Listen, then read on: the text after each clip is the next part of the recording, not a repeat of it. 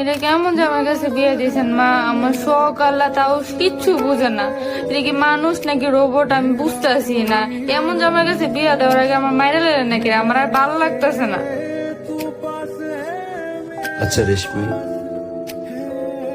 আমি কি এতটাই খারাপ? আজকে বিয়ে 4টা বছর হয়েছে, তোমার কোনো শখ আল্লাহ পূরণ করতে পারি নাই?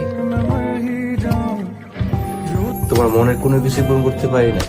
তো মন মতো চলতে পারি নাই? আমার নিয়ে তুমি এত অসন্তুষ্ট? আগে কোনোদিন বলো নাই তো, আজকে বলছে এই জন্য কষ্ট লাগতেছে। আমার সাথে যদি তুমি ভালো থাকো আমার কোনো সমস্যা নেই। আমি গেলাম।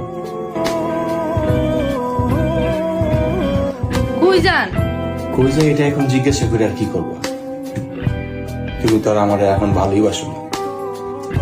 সাদিয়া বলছিল তোর বউ যদি কোনোদিন তোর লগে রাগ দেখায় তুই আমার না চলে আসিস, এর নিয়ে যাইতেছি।